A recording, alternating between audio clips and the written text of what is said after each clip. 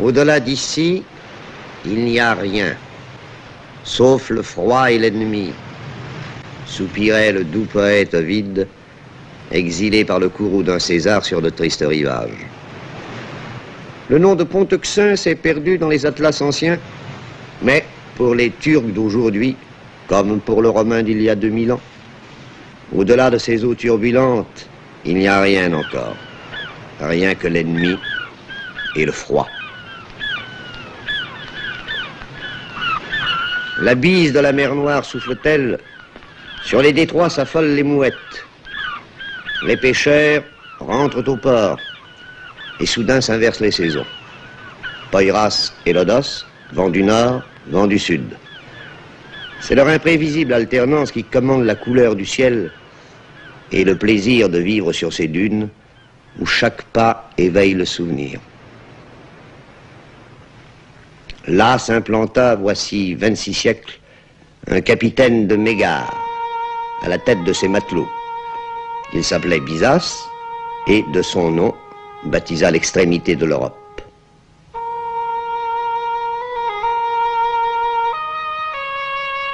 Byzance devint Constantinople, puis Stamboul, sans cesser d'être en armes la conciergerie des détroits. Enlacée par le fleuve marin qui fait sa diversité, la triple ville est inséparable du Bosphore. Elle porta 3 noms dans le temps, elle garde 3 noms dans l'étendue. Stamboul, c'est Galata, et aussi Scutari. 2 continents qui, au bord de l'eau, se souviennent chacun d'autre chose.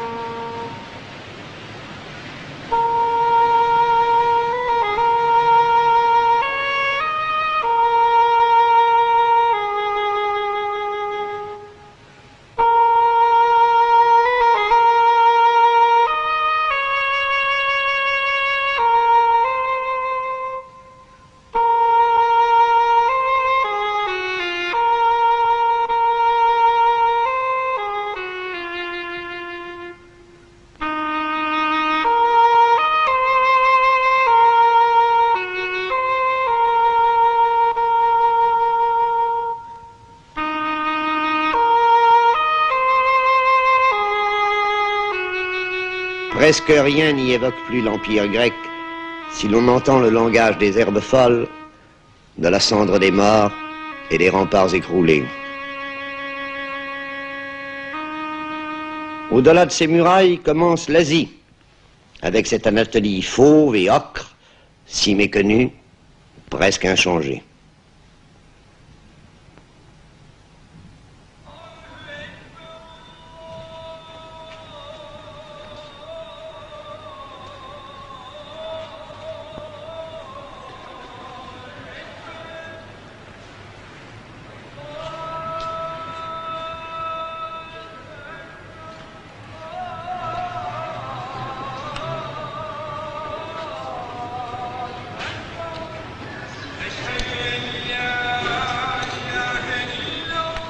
Une rumeur couvre parfois dans l'ancienne capitale des Ottomans la voix sainte de l'islam. C'est celle d'un monde quasi familier, presque moderne. La suie et la fumée se sont mêlées à des parfums sucrés, le mazout au ruissellement des eaux douces. L'industrie a dressé ses cheminées que les pionniers de la République appellent les minarets d'Atatürk.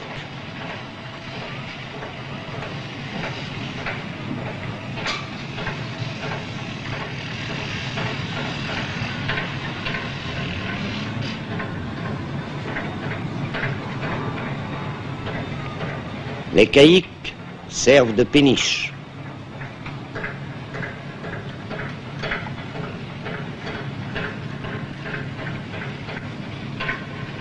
Le promeneur mélancolique gémit en découvrant des dépôts de charbon sur des rives qui enchantèrent les romantiques.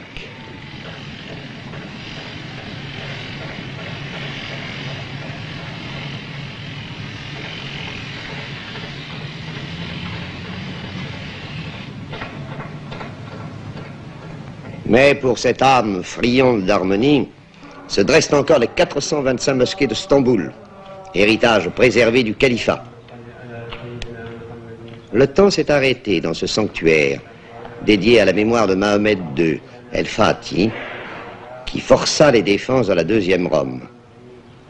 Un sortilège frappe de torpeur ce pieux refuge, clos sur lui-même, dans le murmure d'une des 11 000 fontaines qu'offrirent à la communauté les donateurs d'autrefois. Seule la prière y rythme les airs, elle, et les ablutions qu'impose le rite aux fidèles.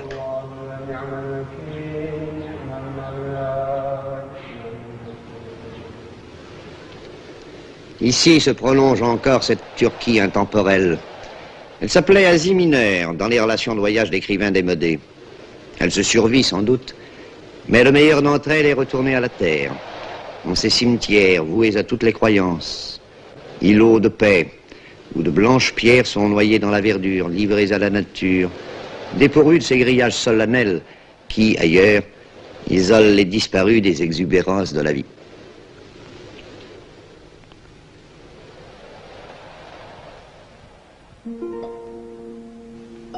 Des images venues d'un autre siècle, comme ailleurs il s'en offre, dans cette ville qui semble la capitale de l'immuable.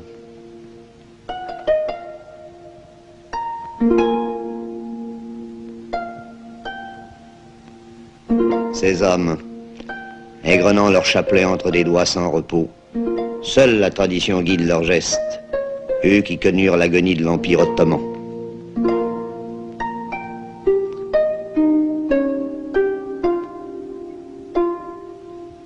Le Turc n'est plus l'homme malade de l'Europe. Il a vaincu le mauvais sort. S'il a retrouvé le sens de l'avenir, c'est sans renoncer à ses habitudes.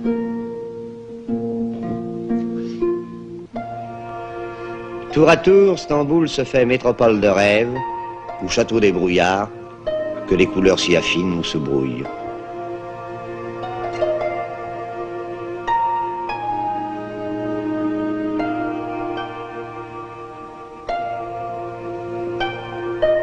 Le ciel se couvre-t-il? Aussitôt, brume et poussière envahissent les quais du Bosphore, estompent les coupoles, cernent comme des vaisseaux fantômes ces ferry-boats, où dans la familiarité des allers-retours quotidiens, on sent battre le cœur de deux continents. Couleur d'ardoise, de grisaille et de boue, c'est toute la ville alors qui part à la dérive et se noie en eau trouble.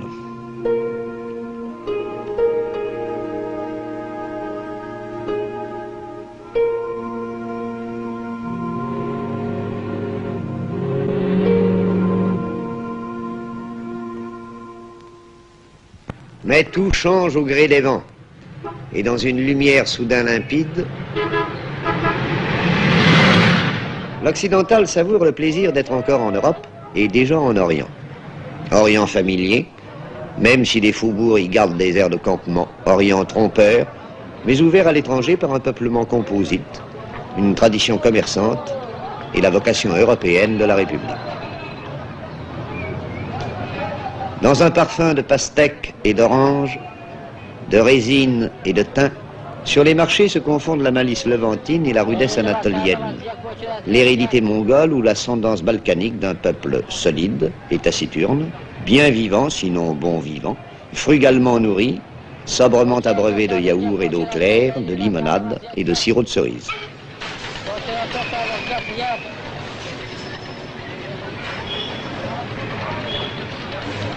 Au plus beau jour, lorsque le gris nuage des mosquées retrouve ses reflets dorés, Stamboul est unique au monde et fascine celui que la veille elle aurait rebuté. Dans le sanctuaire qui lui fut dédié, l'ombre de Soliman le Magnifique règne sur la ville conquise.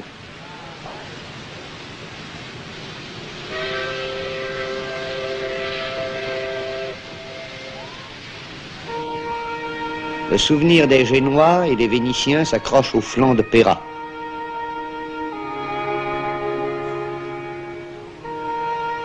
L'imagination fait son œuvre, au point que le lyrisme des étrangers baptise Corne d'Or un canal d'eau morte.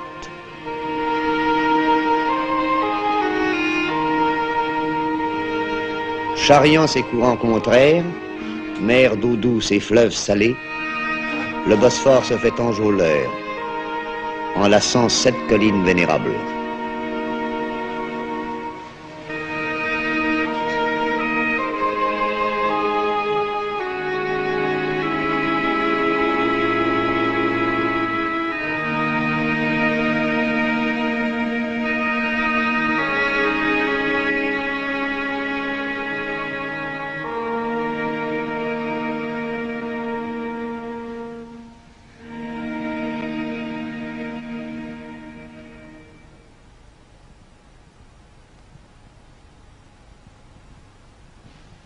Par quel éclat d'orgueil Justinien salua-t-il l'achèvement du monument voué à la Sainte Sagesse. 107 colonnes y projettent une coupole fabuleuse à 54 mètres du sol, en hommage au dieu de Byzance et de son image sur terre, le basileus. Depuis 14 siècles, ce temple sublime défie les séismes et les ravages du temps. Bien des édifices n'auront pas cette chance de durer dans une cité où, jusqu'au siècle dernier, la pierre était réservée aux bâtiments publics.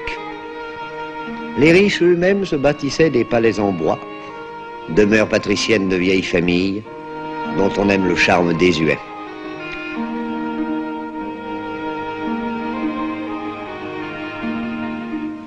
Derrière ces yalis craquant au vent, toute une ville sous ses coupoles fait le gros dos au soleil. Elle dresse ses ogives étirées, ses arabesques pour kiosques à musique, au bord de l'avenue liquide que Léandre traversait chaque nuit pour étreindre sa bien-aimée. Stamboul a toujours le dernier mot. Elle triomphe dès qu'on s'en éloigne. Alors, une ville qu'on jugeait négligée retrouve son élégance. Et l'on oublie les détails pour ne plus voir que l'ensemble. Le soleil, au départ, rend-il ses phares à la vieille Constantinople. La décevante se fait inoubliable.